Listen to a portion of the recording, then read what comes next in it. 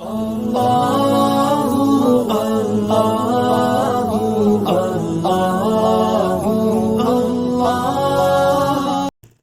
الرحمن الرحیم۔ حضرت ابو ذر رضی اللہ تعالی عنہ فرماتے ہیں کہ ایک مرتبہ نبی کریم صلی اللہ علیہ وسلم سردی کے موسم میں باہر تشریف لائے تو پتے درختوں پر سے گر رہے تھے۔ آپ صلی اللہ علیہ وسلم نے ایک درخت کی ٹہنی ہاتھ میں لے لی، اس کے پتے اور بھی گرنے لگے۔ آپ صلی اللہ علیہ وآلہ وسلم نے فرمایا، اے ابو ذر، مسلمان بندہ جب اخلاص سے اللہ کے لیے نماز پڑھتا ہے تو اس سے اس کے گناہ ایسے ہی گرتے ہیں جیسے یہ پتے درخت سے گر رہے ہیں۔ سبحان اللہ۔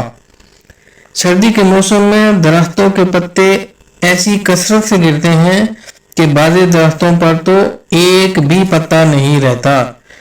تو نبی کریم صلی اللہ علیہ وسلم کے پاک ارشاد کہ اخلاص سے نماز پڑھنے کا اثر بھی یہی ہے کہ اس کے سارے گناہ معاف ہو جاتے ہیں، ایک بھی نہیں رہتا۔ سبحان اللہ۔ اللہ پاک ہمیں اس کی عمل کی توفیق عطا فرمائے۔